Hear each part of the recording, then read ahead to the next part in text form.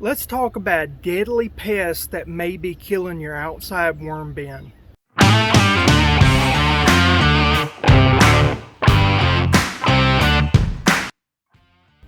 had a problem recently with my worm bin. I used the bucket method, and I keep my worms outside. I don't keep them inside. Most of the ones you see on YouTube that they have the indoor worm bins, they either live in a climate to where that is not conducive to raising worms. Either it's too arid, too cold, whatever, or more often than not, they're raising them for profit. And so they are trying to control every aspect of the worms, and that's fine. But I thought that I would do an update, show you something that's happened to my worm bin. I think that as agriculture changes and you have all these different people that are first-time farmers, first-time homesteaders, first-time everything, that they're wanting to raise food that's cheap, easy, and so they're going off of YouTube, they're going off of but websites that may be questionable. And so there's a proliferation of a pest that we have, and I'm going to show you what it can do, how it can kill your worm bin, why it kills your worm bin, and a solution that's kind of inexpensive, but it's about the safest thing you can use with your worms. So let's dig in. This right here is my outdoor worm bin. We've all seen this before, and usually I said that these holes were too big, and usually I have them stuck with cotton, and I have them out of the way in a shed. But we are doing some modifications, tore down the old shed, putting in a new one, and so I've had to have these outside in a protected area. And so pests have eaten the cotton, and so because I don't have a smaller hole, some pests were able to get into this. Okay, I don't know if you can see this or not. I'll try to get it onto the bucket here. Okay, you see this booger right here? This is a larva from a fly called the black soldier fly. And the black soldier fly is becoming increasingly popular with small homesteaders, because the idea of the premise is that you can just have rotten food and these will naturally lay larvae in your containers, and it's a high protein that's free. And normally they would not be a problem. In fact, you can buy black soldier fly larvae frozen at Walmart or a number of places, and so that's something to consider. But this little booger right here, even though he will not bite you, he will not deliberately kill your worms, they will kill your worm bed. And the adult flies, they don't even have mouth parts, so they don't even eat. All they do is lay eggs so that more of these critters can be born. What they do is basically they rot. They increase rot and increase bacterial decay in a bucket to the point of putrefaction. And then after they have putrefied all the food and ate as much as they can, because they don't have a gizzard or anything like a worm, so they have to use a chemical process to putrefy everything. Once they have done that, they'll turn black. Sometimes they'll get hairs on them right before they turn black, but eventually they'll turn black. And as they turn black, they'll crawl their way out, and then they'll bury themselves in the soil where they'll turn into adult flies. So what's so wrong with this critter? As I said before, they putrefy everything. So I have a liquid, and this more falling out because I've just treated this, but they create this milky liquid that's just putrefied substance, and it's just it's rank smelling. I mean, you gag just smelling of it. And even though farmers are, I'll say, I'm not true farmers, homesteaders, new homesteaders say, oh, you can use that, that's wonderful plant food. I wouldn't put that on my plants. That is some nasty rank stuff, and the pH is crazy. Nothing about it is good. But what's really bad about it is what they're doing inside.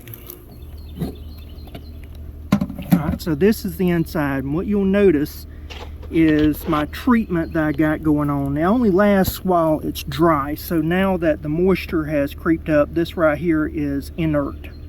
It won't harm anything now. Alright, but you can see where the worms are kind of lackluster. They're barely moving. This whole bed has become toxic to them, and I have placed lime in it, and I've done everything that I possibly can. Here's a worm right here that's dying. It's dying. It'll be dead soon, I'm sure. And as these worms die, it's just the colony's collapsing, and it's because the pH and all the microorganisms are too toxic. Well, it's so hot outside now that the camera overheated, so I had to go inside and let the camera cool down. But let's pick up where we left off.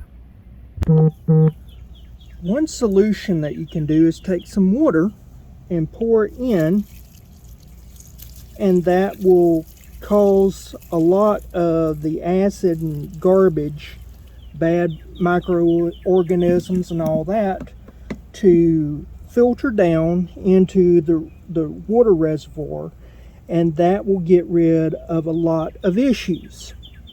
However, that is not a perfect solution, because if you have hundreds if not thousands of those larvae inside your bucket, and their growth rate is phenomenal. It's unreal how fast they grow.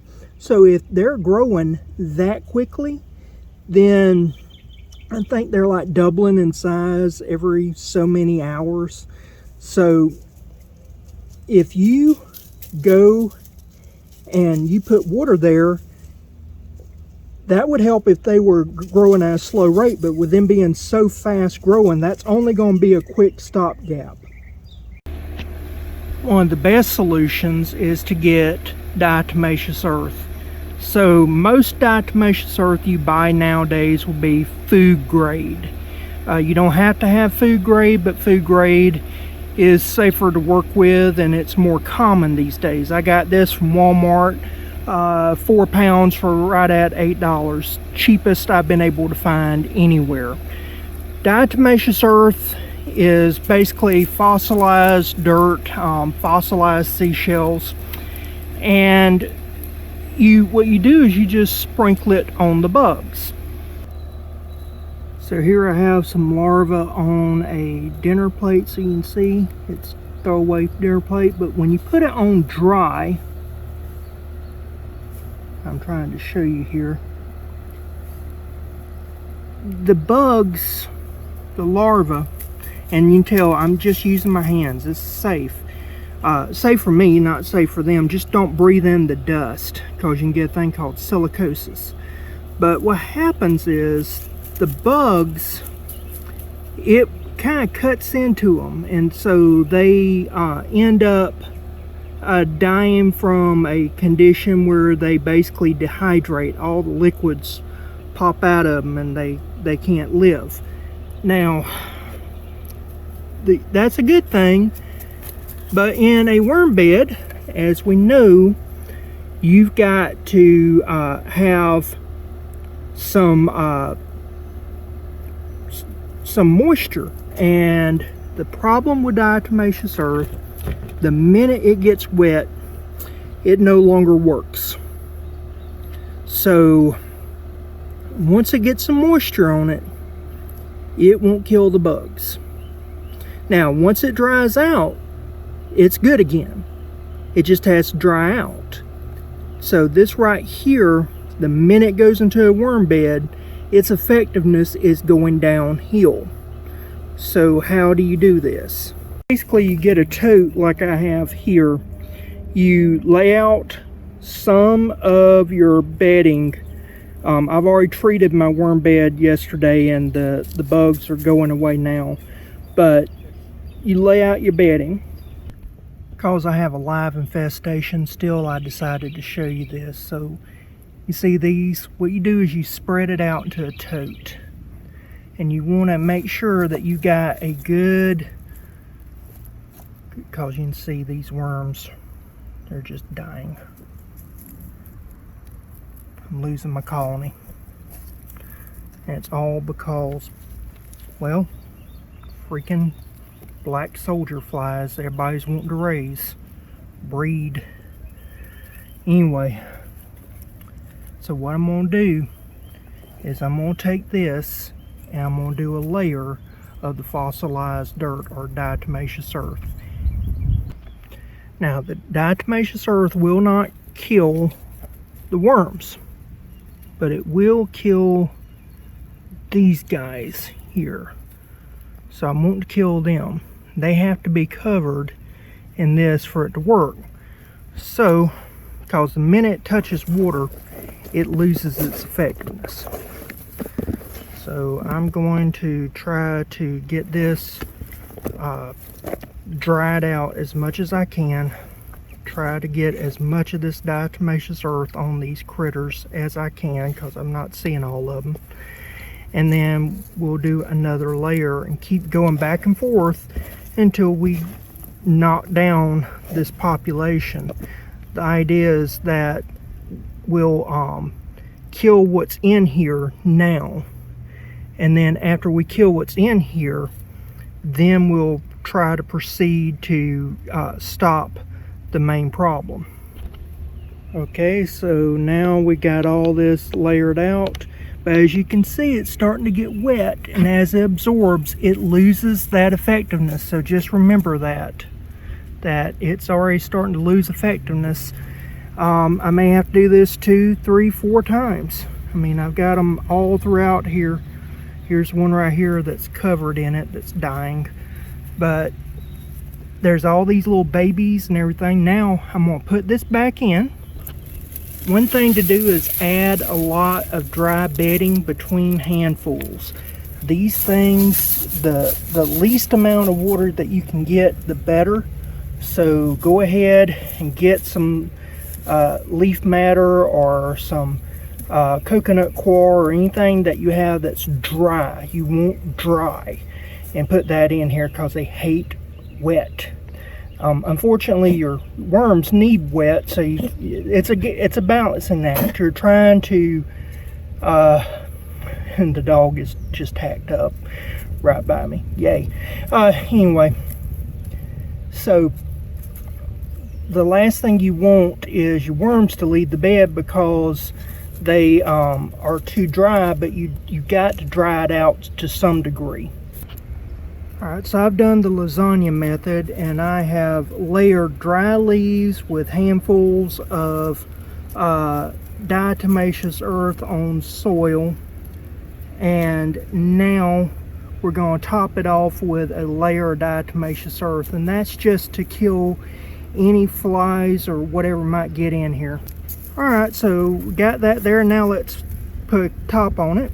Like I said, this is stopgap method. Now I've got to come up with a solution to fix these tops. I think I have an idea, but I'm gonna have to go to Walmart to get it. If I can't find something in the house, I may have something in the house, but basically I've got to have something that can go over here that the the bugs can't get into because these holes are too big. So having small holes is the answer, really. Because if the flies can't get in, you can't have any more of these boogers. And I mean, this diatomaceous earth is only good until it gets moist. It gets moist very quickly, and so then it's basically inert until it dries out. And once it dries out, it's effective again, but it's hard to do that in a moist environment. So we'll see the next step in just a second. So here are my solution for the opening because it's too big. Obviously, thicker material would be better. If you had that bridal veil material, they call it tulle, it would work. If you had some old screens from like a window, that would be perfect. I thought I had some spawn bags for fishing. That would be fine. If nothing else, an old t-shirt would be fine. You just want something thin and have pretty close webbing. This burlap was why I found the easiest. It was scrap. It'll work until I find something better. I can always, instead of buying new material for this project, it's cheaper to buy a new lid and just drill some small holes. But since I don't want to have to make a trip to town, this is my solution. Alrighty, so they're on, and now just let it dry, and that will keep the bugs from coming in to create future colonies. I can't do anything about the colony I got in there right now. I've done everything I can. I'll keep an eye on it.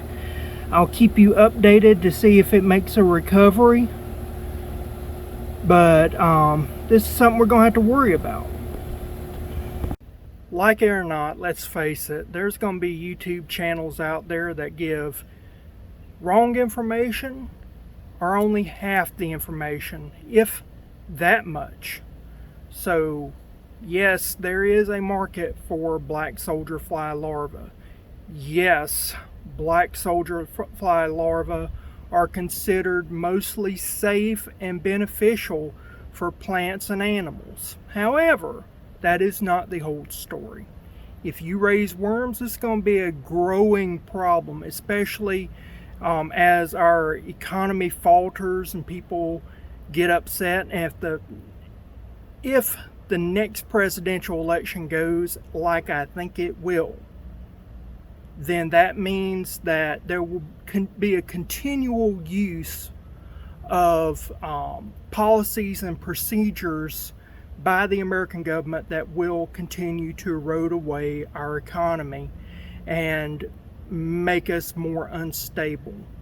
And people that they already are operating off of a hair trigger are going to gravitate to solutions where they're worried about losing gasoline, they're worried about all this stuff. And they're going to gravitate to things like black soldier flies, which is fine if you don't raise worms. I mean, yeah, you would have more black soldier flies around in the environment because most of them have faulty systems where they're not catching everything, and some of them actually release some so that they have more coming back to their brooder thing. So there is a built-in system where it's only going to be getting worse as things move on. So that means that where I used to be able to use a certain size hole and get plenty of air and everything was fine, now I've got to go with micro holes, so that not really worrying about the worms escaping, but worried about things getting in. I've always been worried about predators. Now we have to worry about black soldier flies.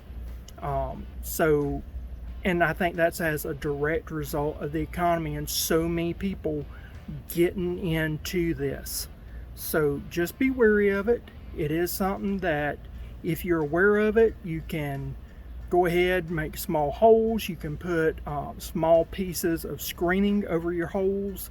That will keep out most bugs, most predators most everything, and you can still raise worms outside. It's just an adjustment. No need to freak out, but when you do have this problem, you can see what it does. It can kill a colony of worms. But I'll keep you updated on my worm bin. If they make a recovery, I'll let you know. If they don't, I'll let you know. But with that, my fingers are covered in super glue, so I'm going to go fix that real quick. And if you will, give this video a like if you like the content. Make a comment if you've had this problem before. If you have, what did you do? Did it just kill your colony of worms? Did you come up with a different solution? Did you handpick all the worms? Which, good grief, I hope you didn't, because good God. It's 90-something degrees outside and I'm sweltering. And I've had to come in 3 separate times and the camera overheated, so that's not good.